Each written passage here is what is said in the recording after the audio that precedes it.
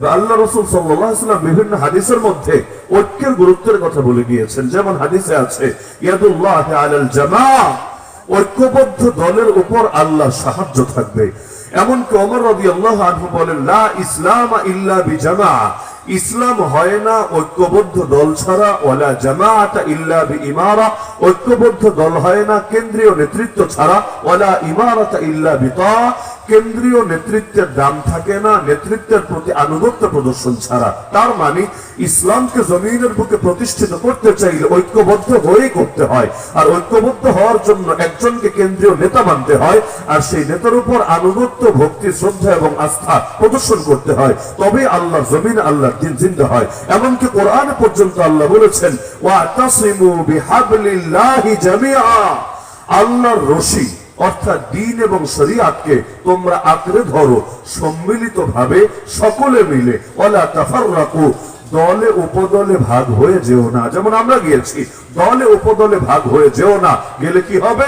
আল্লাহ অন্য আয়াতে জানিয়েছেন ওয়ালা তানাজাউ ফাতাফশালু ওয়া তাযহাবা রিহুকুম ওয়াসবিরু, যদি নিজেরাই নিজেদের সঙ্গে দ্বন্দ্বে লিপ্ত হও তাহলে তোমাদের মিশন ব্যর্থ হবে, তোমাদের শক্তি নিঃশেষ হয়ে যাবে। ওয়াসবিরু, সবরের পরিচয় দিবা।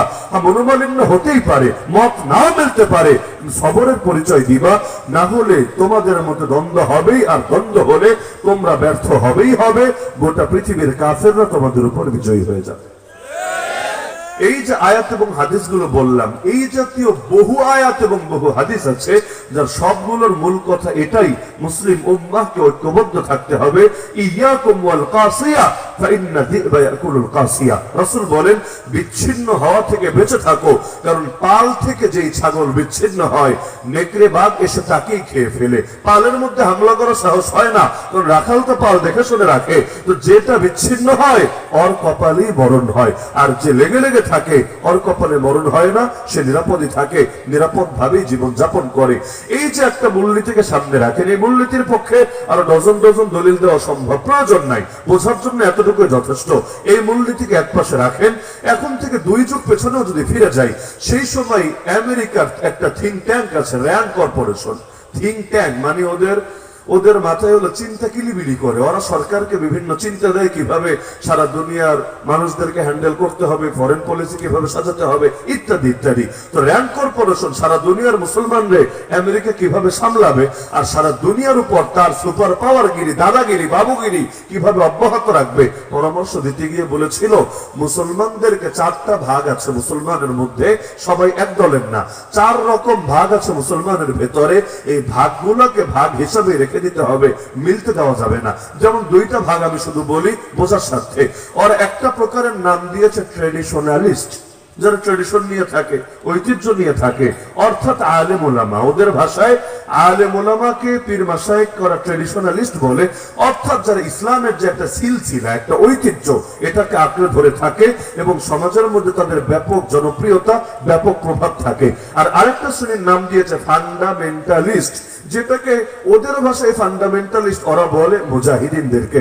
যেমন আফগানিস্তানের মুজাহিদরা ফান্ডামেন্টালিস্ট, ওদের নজরে হামাসের মুজাহিদিনরা ফান্ডামেন্টালিস্ট। দুনিয়াতে যারাই ওদের বিরুদ্ধে ময়দানে নেমে আসবে, মুক্তির লড়াইয়ে অংশগ্রহণ করবে, ওদের চোখে সবাই ফান্ডামেন্টালিস্ট। র্যান্ড কর্পোরেশন আমেরিকা সরকারের কাছে প্রস্তাব দিয়েছে, এই যে 2টা দল, একটা হলো আলেম ওলামা পীর মাশায়েখের দল ট্রেডিশনালিস্ট, আরেকটা হলো মুজাহিদিনের দল ফান্ডামেন্টালিস্ট, এই 2 দল যাতে কোনোভাবে মিলতে না পারে। কেন? তার প্রস্তাবনা আছে এই 2 দল যদি কোনোভাবে মিলে যায়, আমেরিকার সুপার পাওয়ারগিরির বেলুন ফুটা হয়ে যাবে, সারা দুনিয়ার মাস্তানিয়ার ভণ্ডামি এমনি শেষ হবে। এই 2 দলের মধ্যে কোন দল ভেজাল দ্বন্দ্ব লাগিয়ে রাখতে হবে, মুজাহিদ যাতে আলেমকে ভুল বোঝে, আলেম যাতে মুজাহিদকে ভুল বোঝে, আলেম মুজাহিদকে মনে করবে খারেজি, জঙ্গি, উগ্রবাদী, মৌলবাদী ইত্যাদি ইত্যাদি, আবার মুজাহিদ আলেমকে মনে করবে মুনাফিক, মুরজিয়া, ঘরে বসে থাকা ইত্যাদি ইত্যাদি। এরা ওদের উপর নারাজ, এরা ওদের উপর নারাজ, ফলাফল মুসলিম উম্মাহ বিভক্ত হবে, শক্তিটা ঐক্যবদ্ধ হবে না, এবং সারা দুনিয়ার উপর আমেরিকা ওদের দাদাগিরি জারি রাখতে পারবে। আমি যেটা বললাম এটা কাল্পনিক কোনো কথা না, আপনি আজও সার্চ করে বের করতে পারবেন। র্যান্ড কর্পোরেশনের সেই বিশাল এক রিপোর্ট, ওটা আপনি নিজে বের করে দেখলে বাস্তবতা আপনার সামনে উঠে আসবে। এমন কেমন একটা বই, ফিতনার বজ্রধ্বনি, তানুদের সোর্সগুলোকে সামনে রেখে পর্যন্ত ডিটেইল আলোচনা করে দেখিয়েছেন বহুকাল আগে এটার উপরে। তো ওরা যে ইসলামকে নিয়ে গবেষণা করে এবং মুসলিম উম্মার ব্যাপারে নবীর যে শিক্ষাগুলো আছে এগুলো থেকে যাতে উম্মতকে দূরে সরিয়ে রাখতে পারে এর ভুরি ভুরি প্রমাণ পাওয়া যাবে একটুখানি নজর খুললেই। যেমন আজকে নির্বাচন হলো না আমেরিকায়, নির্বাচনের মধ্যে এগিয়ে আছে কে? পাগলা ট্রাম্পই তো। ফুল পাগল না হলে আধা পাগল তো বটে, এটা তো সবাই মানবে। এর মোকাবেলায় কে ছিল? কামালা হ্যারিস, একটা মহিলাই তো। এখনো পর্যন্ত মানে নির্বাচন হওয়ার আগ পর্যন্ত অধিকাংশ মানুষ বলেছে এই মহিলার জনপ্রিয়তাই তো বেশি, সেই তো এগিয়ে যাবে। এইবার মনে হয় ওদের ইতিহাস ভাঙবে, এবার মনে হয় একটা নারী নেত্রী পাবে, বাংলাদেশের পথ হাঁটতে পারবে। খুব খুশি ছিল অনেক যে এবার ট্রাম্পের দিন শেষ। আর ট্রাম্প এমনি আধা পাগল, আর গতবার নির্বাচনে ফেল করার পর যা করেছে, আরে ভাঙচুর হামলা টামলা, মানে বাংলাদেশের আদর্শ হুবহু অনুসরণ করেছে। এগুলো বাঙালি জাতি করলে মানায়, ওদের মতো জাতি যারা দুনিয়ার সভ্য বলে বেড়ায় নিজেদেরকে, ওদের সামনে এগুলো হলে তো একটু বেমানানি লাগে। তারপর এই পাগলটারে পর্যন্ত মেনে নিয়েছে এই মহিলাটারে আনবে না বলে। নির্বাচন হওয়ার আরো বহুদিন আগ থেকে আমরা বলে আসছি যে ইতিহাস সামনে রাখলে মনে হয় না আমেরিকা কখনো নারী নেতৃত্ব, নারীর ক্ষমতায়ন মেনে নেবে। আপনি বলতে পারেন কিসের জন্য? ওরা কি নবীর হাদিস বিশ্বাস করে? না, নবীর হাদিসও বিশ্বাস করে না, নবীরও বিশ্বাস করে না। তবে ওরা নবীর হাদিসের থেকে যে বাস্তবতা, যে তত্ত্ব, যে জ্ঞান, যে শিক্ষা বের হয়ে আসে, ওরা ওদের বিবেক দিয়ে, ওদের বুদ্ধি দিয়ে, ওদের বাস্তবতা দিয়ে এটাকে মূল্যায়ন করতে ঠিকই বাধ্য থাকে। এজন্য দেশের নির্বাচনের সিস্টেম পর্যন্ত এমন বানিয়েছে যে পপুলার ভোটে যে যত বেশি ভোট পাক এটা দেখার বিষয় না। গতবার পর্যন্ত এমন হয়েছে হিলারি ক্লিনটন 30 লাখ বেশি ভোট পেয়েছে, তাও নির্বাচিত হয়ে প্রেসিডেন্ট হতে পারবে না। কেন? একটা সিন্ডিকেট বানিয়ে রেখেছে, ইলেকটোরাল কলেজ ভোট এটার নাম দিয়েছে। ওই সিন্ডিকেটের মধ্যে দেখা যাবে প্রত্যেক বাড়ি ওরা দুইটা কাজ করবে। এক নম্বরে পুরুষরাই আনবে, 2 নম্বরে ইহুদিবাদের দালালি করবে, জায়নবাদের দালালি করবে, এমন কাউকে গদি বসাবে। এটা মিস হবে না। এই ট্রাম্প আগেই ঘোষণা দিয়েছিল ও যদি পাস করে ও জেরুজালেমকে ইসরায়েলের রাজধানী ঘোষণা করবে। যে জেরুজালেম ফিলিস্তিনের রাজধানী, যে জেরুজালেম মুসলমানদের কলিজা, মুসলমানদের প্রাণ, যে জেরুজালেমের কথা হাদিসে পর্যন্ত আছে। আল্লাহ রাসূল সাল্লাল্লাহু আলাইহি ওয়াসাল্লাম জানিয়েছেন ইয়াখরুজু মিন খুরাসান রায়াতুন সুদুন লা ইয়ারুদ্দুহা শাইউন হাত্তা ইউনসাবা বিইলিয়া। জামিয়া তিরমিজি বা সুনানে তিরমিজি নাম হয়তো শুনেছেন, বুখারী মুসলিমের পরে যে কিতাবের নামটা শোনা যায়, সিয়াসিত্তা নাম শুনেছেন না? হাদিসের বিশুদ্ধ 6টা কিতাব। ওই 6 কিতাব কি কি? বুখারী, মুসলিম, আবু দাউদ, তিরমিজি, নাসাই, ইবনে মাজাহ। এই তিরমিজি শরীফের মধ্যে হাদিস আছে যেটা আমি বললাম। আল্লাহর রাসূল বলেন খোরাসান থেকে অনেকগুলো কালো পতাকার বাহিনী বের হবে, যাদেরকে কেউ ঠেকাতে পারবে না।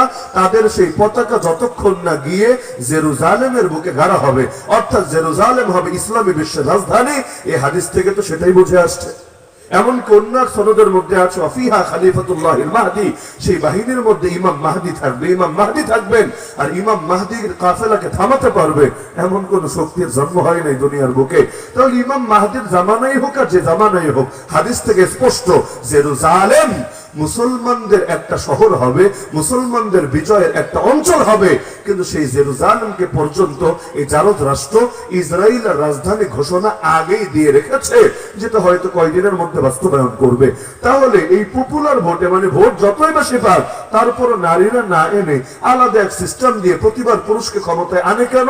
কেন আনে? এর জবাব তারাই দিতে পারবে। তবে আমার কাছে মনে হয় যে নবীর এই হাদিসের বাস্তবতা ওরা ওদের জ্ঞান বিজ্ঞান দিয়ে অস্বীকার করতে পারে নাই। যে হাদিস বুখারীতে আছে, বুখারী থেকে জাল হাদিস থাকে, অশুদ্ধ হাদিস থাকে, দুর্বল হাদিস থাকে। আসহুল কুতুবি বাদা কিতাবিল্লাহ, আল্লাহর কোরআনের পর সবচেয়ে বিশুদ্ধ কিতাব বলা হয় কোনটাকে? সহিহ বুখারীকে। সহিহ বুখারীতে নবীজির সূত্রে হাদিস আছে। কারো যদি সন্দেহ হয় যে হাদিসটা প্রমাণিত না, আমাকে চ্যালেঞ্জ না করে বুখারীকে চ্যালেঞ্জ করবেন, এবং যদি আপনি প্রমাণ করতে পারেন যে হাদিসটা আসলেই অগ্রহণযোগ্য, অশুদ্ধ, দুর্বল, গোটা পৃথিবীর সব হুজুর, যত মুহাদ্দিস আছে, যতজন হাদিস পড়ায়, সবার মুখে চুনকালি পড়বে। বিশাল এক সুযোগ আছে আপনার হাতে, খালি প্রমাণ করবেন যে হাদিসটা প্রমাণিত না, এটা অগ্রহণযোগ্য এবং জাল। কি আছে হাদিসে? আল্লাহ রাসূল বলেছেন ওই জাতি কোনোদিনও সফল হতে পারে না, লা ইউফলিহা কওমুন ওয়াল্লাহু আমরাহুম ইমরাআতান, যেই জাতি কোন নারীর হাতে নিজেদের ক্ষমতা তুলে দিয়েছে। তাহলে সারা দুনিয়াকে নারীর ক্ষমতায়নের গল্প শোনায় ইউরোপ, গল্প শোনায় আমেরিকা, এমনকি ওরা কাজই করে এগুলো নিয়ে ওদের কোটি কোটি কোটি ডলার ব্যয় করে ওরা প্রতি বছর। ভালো কথা, তো সারা দুনিয়ারে মূলা দেখাইলা, নিজে মূলা খাইলা না, বিষয়টা তো স্বাভাবিক লাগে না? ভালো হলে তুমি খাও না কেন? তোমারও তো মূলা টেস্ট করা দরকার, না হলে দুনিয়ার সবাইরে শেখাবা, নিজে করবা না, এটা তো ভালো কোনো আলামত না। ডাল মে কুছ কালা হয়, এই সন্দেহ তো মানুষের আসবেই। আমাদেরকে পর্যন্ত কত গর্ব করা শিক্ষা দিল ওরা, যে দেখো বাংলাদেশ কত ভালো একটা দেশ, কত কিউট একটা দেশ, এখানে যিনি ক্ষমতায় আছেন তিনিও নারী, যিনি বিরোধী দলীয় নেত্রী তিনিও নারী, যিনি স্পিকার সংসদের তিনিও নারী। কিন্তু জাতীয় মসজিদের ক্ষতিপূরণটা বাকি, সুযোগ পেলে সেখানেও দিত, কিন্তু এটা দিলে আবার একটু ঝামেলা করবে হুজুররা এবং তাওহীদি জনতা। এতটুকু বাকি, তবে 100% না হলেও 75%, 80% অন্তত হয়েছে। ভালো কথা। তো বাংলাদেশের স্বাধীনতার বয়স 53 বছর, আমেরিকার গণতন্ত্রের বয়স 200 বছর। 200 বছরে এই যে পাগলা ট্রাম্প, ও 47তম প্রেসিডেন্ট, তো 47 জনের মধ্যে একজন নারীরও পছন্দ হলো না। কাহিনীটা কি রে ভাই? হ্যাঁ, এখন বলতে পারে যে হুজুর কাহিনী মনে হয় অন্য কোথাও আছে, কেউ মনে হয় আসতে দেয় না, রাস্তায় কাঁটা বিছিয়ে রেখেছে। এই যুক্তি মিলবে না। কেন জানেন? আমরা নয় তো তাহাজ্জুদের টাইমে ভোট সারি, ওরা তো তাহাজ্জুদের টাইমে ভোট সারে না। আমরা তাহাজ্জুদের টাইমে সারি ভিন্ন যুক্তিতে। আমরা ছোটবেলা থেকে শুনেছি শুভ কাজে দেরি করতে নাই। আমি শুনেছি, আপনারা শোনেন নাই? তো ভোট নির্বাচন তো একটা শুভ কাজ, শুভ কাজে দেরি করার কি দরকার? সকাল হলে রোদ উঠবে, রোদ উঠলে আমাদের কষ্ট হবে, আর শেষ রাতে তো আল্লাহ দুনিয়ার নিকটবর্তী আসমানে থাকে, ওই সময় যা আমল করে আল্লাহ কবুল করে। তো ওই শুভ টাইমে শুভ কাজ ছেড়ে শুভ দোয়া যদি করা যায় আল্লাহর কাছে, আর কি লাগে? কপাল এমনি খুলে যাবে। তো এই নীতি আমাদের হতে পারে, ওদের তো আর না। ওরাই নারীকে বসালো না কোন দুঃখে? কোনো না কোনো ব্যাপার তো অবশ্যই আছে। আপনার মনে হতে পারে না হুজুর এইটা একটা কাকতালীয় ব্যাপার, এমনি মানে আপনি যত সিরিয়াস বিষয়টা নিয়ে, এত সিরিয়াস হওয়ার কিছু নাই, এমনি হয় নাই। আচ্ছা মানলাম, ইসরায়েলের ইহুদিরা বা যে কোনো ইহুদিরা আজও পর্যন্ত নিজেদের ভেতরে, মানে এক ইহুদি আর এক ইহুদির সাথে যখন লেনদেন করে, আজও পর্যন্ত পারতপক্ষে ওরা সুদি লেনদেন করে না, সুদি কারবার থেকে বিরত থাকে। হ্যাঁ, ওরাই যখন আবার অন্য কোনো ব্যক্তির সাথে লেনদেন করে, যে ইহুদি না, তখন আবার উচ্চ হারে সুদ ঠিকই নিয়ে থাকে। এমনকি সারা দুনিয়ার সুদ খাওয়া যে শিক্ষা দিল, বিভিন্ন মতবাদ, সুদী মতবাদ সারা দুনিয়া ছড়িয়ে দিল। বাংলাদেশ সংখ্যাগরিষ্ঠ মুসলমানের দেশ, কিন্তু এর অর্থনীতির মেরুদণ্ড যে সুদ হলো, এগুলোর পেছনে ইহুদিদের অবদান সবচাইতে বেশি। তো সারা দুনিয়ার সুদ খাওয়া শিক্ষা দিলা, নিজেরা সুদ খাইলা না, ব্যাপারটা তো স্বাভাবিক মনে হয় না? এমনকি ইসরায়েলের প্রতিটা নাগরিককে বাধ্য করে দিয়েছে মিলিটারি ট্রেনিং নিতে হবে। ছেলে হলে ট্রেনিং তো নিবেই, নেওয়ার পরে 2 বছর পর্যন্ত মিলিটারি অপারেশনেও তাকে অংশগ্রহণ করতে হবে। মেয়ে হলে 6 মাস না 8 মাস যেন একটা নির্দিষ্ট সময় বেঁধে দিয়েছে, তাকেও আর্মিতে জয়েন করে তাকে কাজ করতে হবে। কেন? কারণ প্র্যাকটিস যদি না হয় বিদ্যা পরিপূর্ণ হয় না, কর্ত দিয়ে দুনিয়া চলে না। এই যুক্তি কি? সবাই না কেন তোমরা প্যারামিলিটারি প্রশিক্ষণ দেওয়াচ্ছ? যুক্তি কি? ওদের যুক্তি হলো নিরাপত্তার খাতিরে, দেশ রক্ষা, জাতি রক্ষা, ধর্ম রক্ষার খাতিরে। ভালো কথা। তো তোমরা দেশ রক্ষা, জাতি রক্ষা, ধর্ম রক্ষার খাতিরে খেলাধুলার পেছনে সময় ব্যয় বেশি না করে তোমরা সময় দিচ্ছ নিজেদের বাহিনীগুলোকে, তাদেরকে প্যারামিলিটারি বানানোর জন্য। ভালো কথা। কিন্তু বাংলাদেশে একজন হুজুর যদি সকালবেলা জগিং করে, ডায়াবেটিস হয়েছে বা হওয়ার ভয় আছে, একটু জগিং করে, দেখবেন 2 সপ্তাহের মধ্যে এলাকা পুরো গরম হয়ে গেছে। কিরে হুজুর এমনি দৌড়ায় কেন? হুজুর কি আবার জঙ্গিবাদ টঙ্গিবাদে যোগ দিয়েছে কিনা? এমনকি যদি আরেকটা অ্যাডভান্স হয় যে কারাতে কুংফু, এগুলো তো খেলা, ক্রিকেট ফুটবল যেমন খেলা, কারাতে কুংফু কিন্তু খেলা। অলিম্পিক এগুলো খেলে মানুষ সিলভার নিয়ে আসে, গোল্ড নিয়ে আসে, কত কত পুরস্কার জিতে নিয়ে আসে। যদি দেখেন মাদ্রাসার কোনো ছেলে কারাতে ক্লাবে, কুংফু ক্লাবে যোগ দিয়েছে, হোয়াইট বেল্ট থেকে যেতে যেতে ব্ল্যাক বেল্ট পর্যন্ত পেয়ে গিয়েছে, পুরো এলাকার সবাই মিলে দেখবেন মাদ্রাসা বন্ধ করে দিয়েছে। কেন? এই মাদ্রাসায় মনে হয় জঙ্গি বানানোর প্রশিক্ষণ দেওয়া হচ্ছে। এমনকি পিটি তো বুঝাইনি, স্কুল কলেজে যারা পড়েছেন, পিটি তো প্রায় সব প্রতিষ্ঠানে চলে। কেন? দলিল কি? যুক্তি কি? যুক্তি হলো যে স্বাস্থ্য ভালো থাকবে, একটু এক্সারসাইজ হলে পড়াশোনায় মন ভালো বসবে। তাহলে স্কুলে তো বেশিরভাগ দেখা যায় অনাবাসিক, তারপরও সেখানে পিটি চলে। আর কওমি মাদ্রাসায় প্রায় সবাই আবাসিক, প্রায় সবাই আবাসিক। তো আবাসিক থাকলে পড়াশোনা শুরু করে সেই ভোর রাত থেকে আবার পরে রাত 11টা 11:30 পর্যন্ত, মাঝখানে আসরের পরে কেউ কেউ একটু হেঁটে বেড়ায়, আর কেউ আসরের পরও দেখা যায় পড়ালেখা চলাতে থাকে। এই যে সারাটা দিন বসে আছে, শুয়ে আছে, এক জায়গায় আছে থাকার কারণে তার তো অসুস্থ হওয়ার ঝুঁকি আরো বেশি, তার তো ব্যায়াম করার প্রয়োজন আরো বেশি, এক্সারসাইজ করার প্রয়োজন আরো বেশি, না হলে তো তার বিভিন্ন রোগ ব্যাধি হতেই থাকবে, অল্প বয়সী বুড়া হওয়ার বিভিন্ন আলামত প্রকাশ হতে থাকবে। এই বাচ্চাগুলোকে পিটি করায় না কেন? ওদেরকে পিঠে দরকার নাই। এই গুরুত্ব কি কোনো হুজুর বোঝে না? আর ঠিক মতো বোঝে, সবাই বোঝে, কিন্তু করতে পারে না আপনাদের কারণে। আপনাদের মানে এলাকার মানুষকে আমি দোষ দিচ্ছি না, আমি বাস্তবতা বোঝাচ্ছি। কেন? আজকে পিটি শুরু করুক, 1 মাসের মধ্যে দেখবেন থানায় অভিযোগ চলে গেছে, এলাকার নেতাদের কান গরম করে দিয়েছে, মাদ্রাসা বন্ধ করার সব তদবির পর্যন্ত শুরু করে দিয়েছে। এই হলো আমাদের বাস্তবতা। গোটা দুনিয়াকে ওরা শেখায় এক নীতি, নিজেরা গ্রহণ করে আরেক নীতি। তো বলছিলাম এ কারণে দুনিয়ার মানুষের কথা এত ফিতনায় পড়ার কিছু নাই। আরে দুনিয়া পক্ষে থাকলে কি, দুনিয়া বিপক্ষে গেলে কি, কিন্তু আল্লাহ এবং তার রাসূলের বিপক্ষে যাওয়ার কোনো সুযোগ নাই। আজকে আমরা যদি প্রস্তাব দেই যে বাংলাদেশে সুদ মুক্ত অর্থনীতি চালু করো, পতিতালয় বন্ধ করো, মদের বার যত আছে এগুলো লাইসেন্স কেন নাও, আর শুধু ফরেনার যদি অমুসলিম কেউ থাকে তার জন্য সীমিত পরিসরে চালাও, তবে কোনো গায়ক গায়িকা নায়ক নায়িকা নষ্ট ভ্রষ্ট নষ্টা ভ্রষ্টা কেউ মদ খেতে পারবে না, প্রকাশ্যে মুসলিম দেশে মদের কেনা বেচা হতে পারে না, ইত্যাদি ইত্যাদি। এই দাবিগুলো যদি তুলি দেখবেন একজন আপনার দাবির সঙ্গে, ওই যারা দেশ চালায় আর কি, একজন আপনার দাবির সঙ্গে সম্মতি প্রকাশ করতে পারছে না। কিসের জন্য? ওরা বলবে আর উন্নত দেশে এগুলো চলে, আধুনিক রাষ্ট্র হতে চাইলে একটু উদার হওয়া লাগবে। সব ক্ষেত্রে দলিল ইউরোপ, আমেরিকা, ব্রিটেন, কানাডা ইত্যাদি ইত্যাদি, মানে ওদের মতো হতে চাইলে সব ক্ষেত্রে ওদের অনুসরণ করা লাগবে। ঢাকায় আপনি অনেক প্রাইভেট ভার্সিটির সামনে যান, ছুটির টাইমে যান, আপনি গেলে নিজেই কনফিউজ হয়ে যাবেন, আপনি কি আসলে বাংলাদেশে সংখ্যাগরিষ্ঠ মুসলমানের দেশের রাজধানীতে আছেন নাকি ইউরোপ আমেরিকায় চলে এসেছেন। কাপড় চোপড় কালচার দেখলে নিজে অবাক হবেন, এটা কি বাংলাদেশ নাকি অন্য কোনো দেশ। তাহলে ওরা বুঝতে পারছে যে বাংলাদেশের মেয়েরা ওয়েস্টার্ন কালচারে যদি বড় হয়, এই দেশের ছেলেরা ওদের মতো যদি চুলের কাটিং দেয়, যদি ওদের মতো ক্লিন শেভ থাকে, ওদের মতো কোটেড বুটেড সুটেড হয়ে থাকে, তাহলে দেশ উন্নত হবে, জাতি উন্নত হবে। এই হলো শিক্ষা। এমনকি দেখা যায় কলেজ ভার্সিটির লেখাপড়ার কি অবস্থা, এটা আমার বলা লাগবে না, র্যাঙ্কিং দেখলেই বুঝে আসে। দুনিয়ার 100 শ্রেষ্ঠ ভার্সিটি, 200 শ্রেষ্ঠ ভার্সিটির তালিকা দেখলেও অনেক সময় বাংলাদেশের কোন একটার নামও খুঁজে পাওয়া যায় না। যদি এক একজনের ভাব দেখলে মনে হয় ওরাই দুনিয়ার সবকিছু জানে, আর এই দেশের হুজুররা কচুরি পানার মতো, এরা মূর্খ, এরা এমনি জলের সাথে সাথে পানির সাথে সাথে ভেসে এসেছে। এই পরিমাণ আচরণ করে অহংকারের, তো দেখা যায় দুনিয়ার শ্রেষ্ঠ তালিকাগুলো দেখলে কোনো গর্বের কোনো তালিকাই খুঁজে পাওয়া যায় না। হ্যাঁ, তারা গর্ব করে কি, এখানে অল্প টাকায় চা পাওয়া যায়, সমুচা পাওয়া যায়, সিঙ্গারা পাওয়া যায়, চা সব সমুচা সিঙ্গারা, এগুলো নিয়ে গর্ব হয়, কিন্তু র্যাঙ্কিং এ কোন পর্যায়ে আছে এগুলো নিয়ে গর্ব করতে দেখা যায় না। ভালো কথা, কিন্তু একটা বার চিন্তা করে না, ইউরোপ আমেরিকা উন্নত হয়েছে কিসের জন্য? ওরা কি সুদের জন্য উন্নত হয়েছে? আরে ওরা কি ল্যাংডামের জন্য উন্নত হয়েছে? ওরা কি মদ খাওয়ার কারণে উন্নত হয়েছে? ওরা উন্নত হয়েছে কিসের জন্য? এমনকি কেউ কেউ দাবি করে ওরা জ্ঞান বিজ্ঞানের কারণে উন্নত হয়েছে।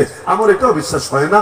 আমি মনে করি ওদের বেশিরভাগ বড় বড় রাষ্ট্র উন্নত হয়েছে চুরি আর ডাকাতির কারণে। আপনি বলবেন এটা আবার কেমন কথা? এটাই কথা। এই যে ব্রিটেন সারা দুনিয়ার বড় একটা অংশকে কলোনি বানিয়ে রেখেছিল, এই যে কলোনিয়াল রাষ্ট্রগুলোর মূল্যবান সম্পদগুলো কেড়ে নিল, নিয়ে গেলটা কোথায়? সারা দুনিয়া এত পরিমাণ দেশ দখল করেছিল ব্রিটেন, বলা হতো ব্রিটেনের আকাশে কখনো সূর্য ডোবে না। ভাবতে পারেন কত বিশাল এরিয়া থাকলে আসমানে কোনো না কোনো চিপায় চাপায় সূর্য থাকেই থাকে। এমন হয় না যে ব্রিটেনের সব জায়গা থেকে সূর্য হারিয়ে গিয়েছে। এই যে ইন্ডিয়া এসে দখল করলো, তখন তো আর দেশ আলাদা হয় নাই, হিন্দুস্তান। এই হিন্দুস্তান যে এসে দখল করলো, এর আগে বাদশাহ আলমগীরের সময়ের ইতিহাস আপনি পড়ে দেখেন, গোটা দুনিয়ার মধ্যে শ্রেষ্ঠ অর্থনীতির দেশ ছিল এই ভারত। শ্রেষ্ঠ অর্থনীতির দেশ থাকার পরেও ওরা যখন এসে দখল করলো, এরপর 190 বছর শাসন করে চলে গেল, তখন শ্রেষ্ঠ একটা ফকিন্নির দেশ বানিয়ে ছাড়লো। তো শ্রেষ্ঠ অর্থনীতি থেকে এই যে নিকৃষ্ট অর্থনীতিতে পরিণত হলো, মাঝখানের গুলো গেল কোথায়? অনেক জায়গায় গেলে হয়রান হওয়া লাগে। এই দিল্লির শাহী জামে মসজিদে যান বা মুসলিম অনেক স্থাপনায় যান, অবাক হবেন। আপনি খালি শুনবেন এখানে স্বর্ণের এটা ছিল, এখানে হীরার এটা ছিল, ওটা ছিল, ওটা ছিল, খালি গল্পই শুনবেন। কই হারায় গেল? একটু ইতিহাস ঘাটলেই দেখবেন সব চুরি করে নিয়ে গিয়েছিল।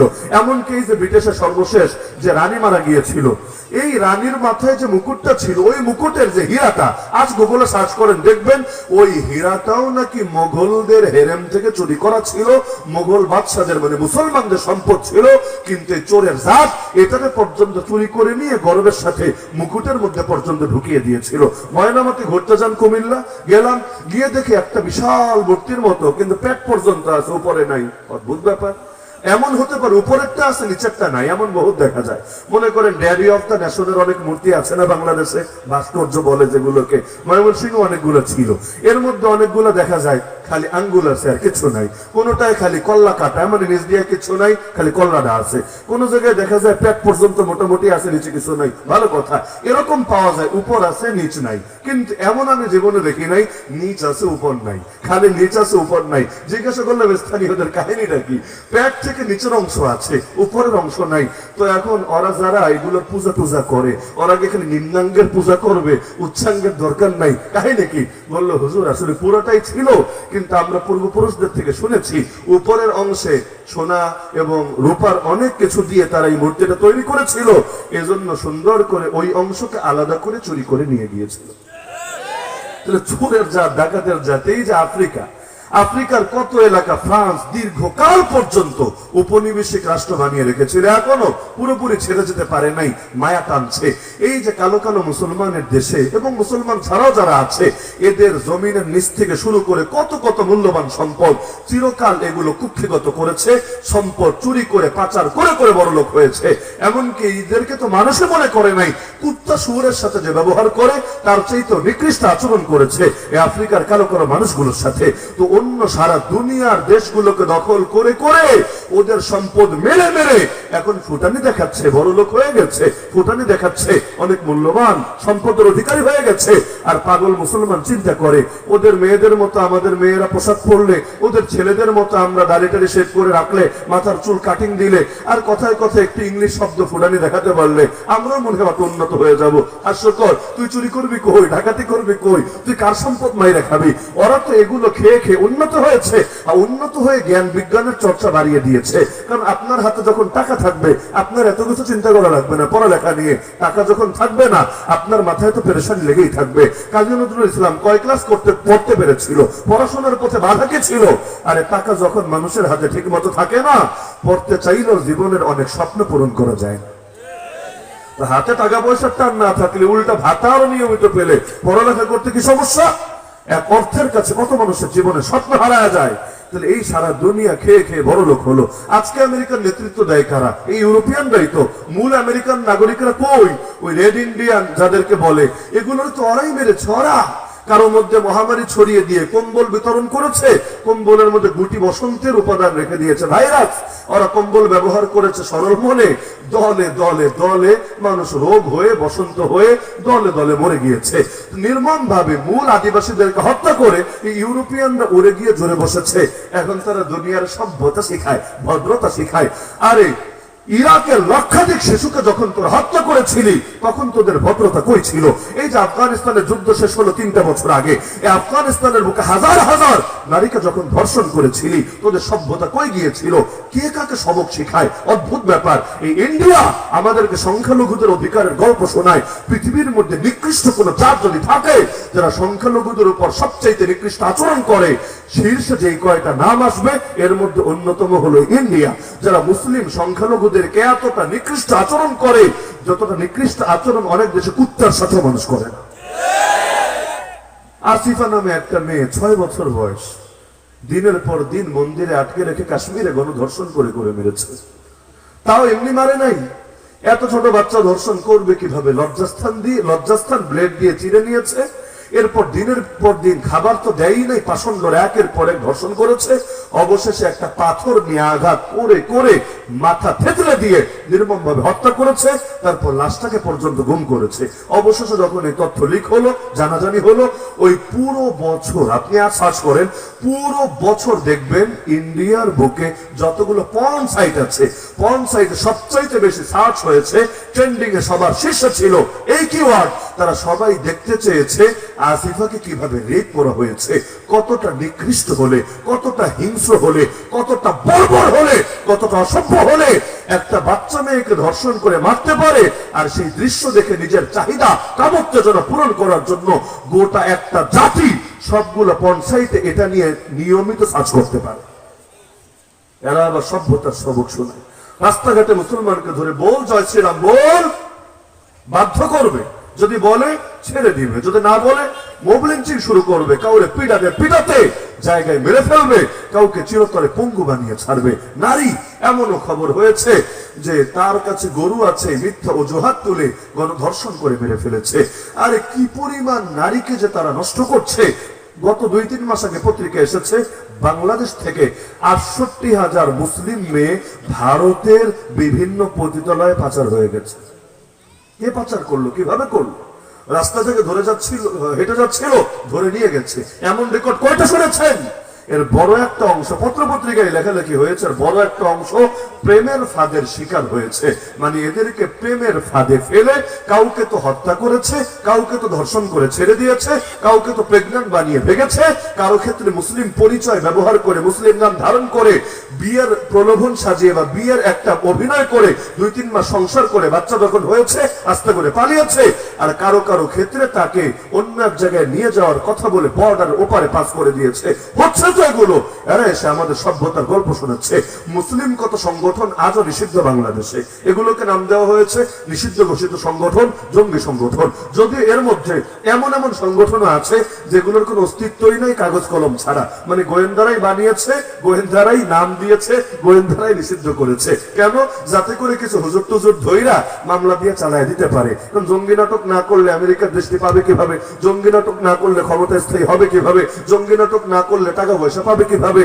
এই যে বিভিন্ন কারণে বানিয়েছে। আবার এমন দলও আছে যার মধ্যে যে জীবনে মিছিলও করে না, হামলাও করে নাই, মামলাও করে নাই, কারো উপর বোমাও মারে নাই, কিচ্ছু না, তাও নিষিদ্ধ করে দিয়েছে। কেন? যারা খেলাফতের কথা বলে, দিন কায়েমের কথা বলে, ভালো কথা। কিন্তু ইসকনকে আজও পর্যন্ত পেরেছে নিষিদ্ধ করতে। এমনকি একজন ব্যবসায়ী নিষিদ্ধ করার কথা বলেছে। কি এমন মহাপাপ করে ফেলেছে চিটাগাঙে। আর একজন নাগরিক সে অধিকার তুলতেই পারে, হেফাজত নিষিদ্ধ করা হোক, এই দাবি হতো বাংলাদেশে।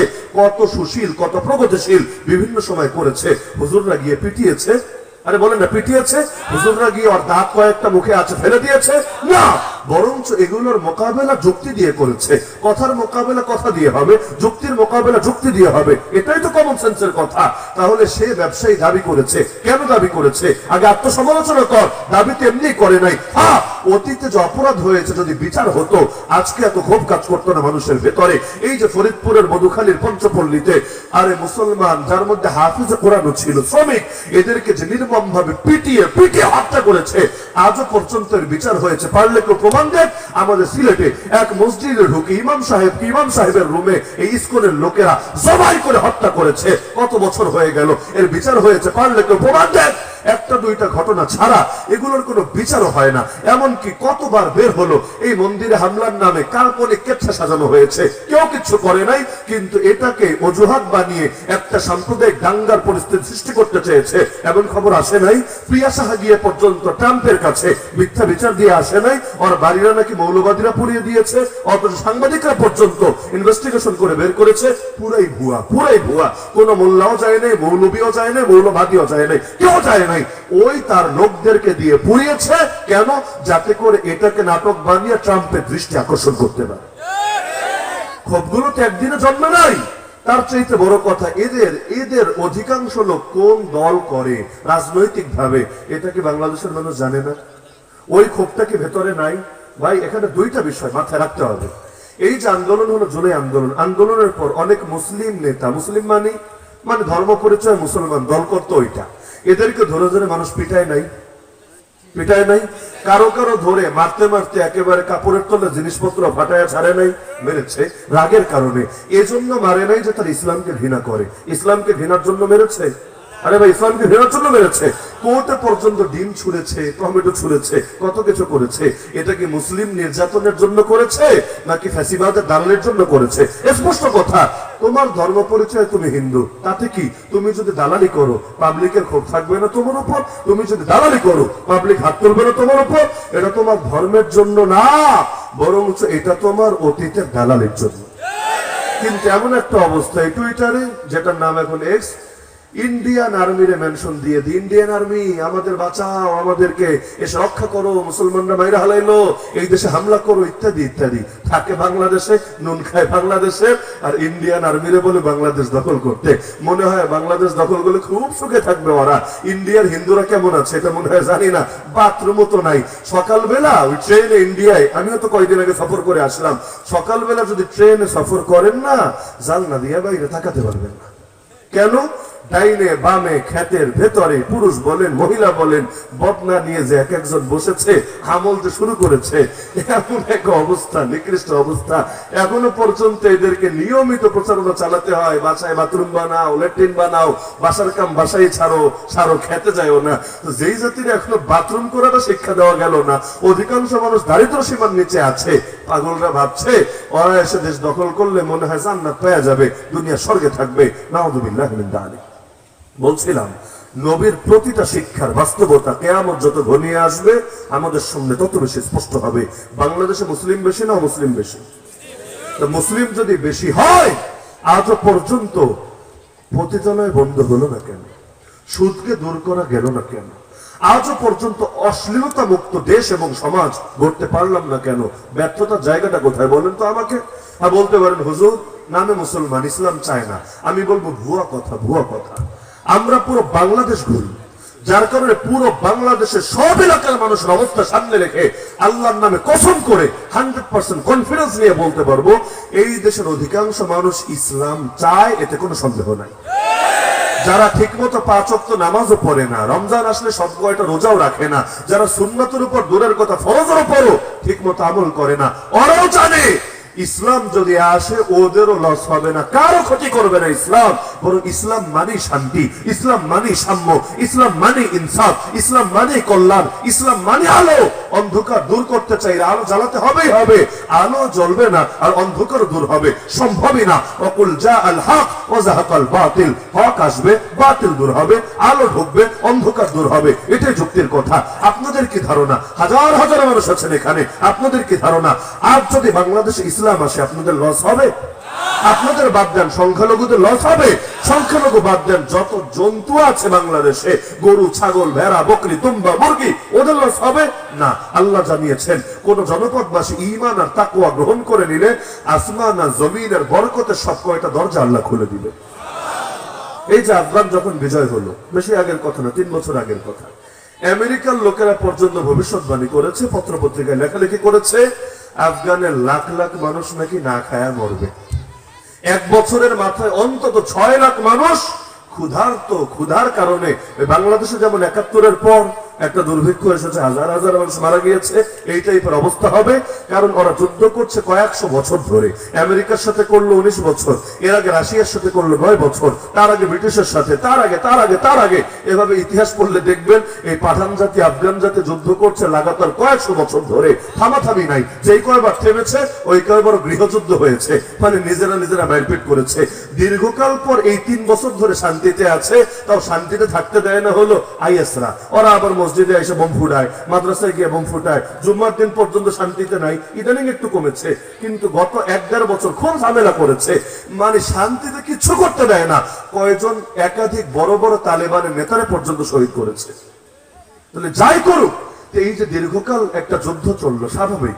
এতকাল যদি একটা জাতির যুদ্ধ চলে, আমরা 9 মাস যুদ্ধ করেছি, ওই খেলা সামলাতে কত বছর লেগেছে, আর 19 বছর। তা আমাদের যুদ্ধ কাদের সাথে? পাকিস্তানের সাথে। তাও পাকিস্তান তো ওই সময় আলাদা দেশই না, একই দেশের একটা অংশ, মানে সরকারের সাথে জনগণের যুদ্ধ ওই সময় হিসাবে দেখলে। আর তাদের যুদ্ধ হয়েছে 50-এর অধিক দেশের সাথে, খালি এক আমেরিকা না, আমেরিকা, ন্যাটো জোট, গোটা পশ্চিমা শক্তির সঙ্গে যুদ্ধ করেছে। তো স্বাভাবিক, এটা না খেয়ে মরতেও পারতো, স্বাভাবিক, অস্বাভাবিক না। আমাদেরও ভয় লেগেছে, আমেরিকা রিজার্ভের টাকাও মেরে দিয়েছে, কি যে হবে আল্লাহ ভালো জানে, সাহায্য তো দিবেই না, কি হবে আল্লাহ ভালো জানে। আলহামদুলিল্লাহ আলহামদুলিল্লাহ আলহামদুলিল্লাহ, আল্লাহ এমন বরকত দেওয়া দিয়েছেন, ইউরোপের অনেক দেশ পর্যন্ত অবাক, হায় হায় কেমনে সম্ভব এত কম সময় একটা দেশ অর্থনৈতিক ভাবে এত আগায় কিভাবে। এমনকি তারা এখন ফিলিস্তিনে সাহায্য পাঠায়, তারা এখন দুনিয়ার কোথাও মুসলমান বিপদে পড়লে তাদেরকে বিমান দিয়ে সাহায্য পাঠায় দেয়। এমনকি এমন এমন বরকত আল্লাহ দিয়ে দিচ্ছেন, মাটির নিচে এমন মূল্যবান খনিজ সম্পদ। আমেরিকা খোঁজ পেলে তো আগে যুদ্ধ চলাকালে নিয়ে যেত, কিন্তু আল্লাহ এখন বের করে দিচ্ছেন, যেগুলো বিক্রি করতে পারলে ঠিকভাবে বের করে কিচ্ছু লাগবে না, পায়ের উপর পা তুলে বসে এমনি খেতে পারবে। গোটা দুনিয়া দেখেন আল্লাহ মুসলমান দেশগুলোর মাটির নিচে কি রেখে দিয়েছেন, কি এই যে এক তেল, মিডল ইস্টের মাটির নিচে আল্লাহ যে তেল রেখেছেন, এই তেল দিয়েই তো দুনিয়ার ফুডানি, তেল দিয়েই তো দুনিয়ার এত উন্নতি।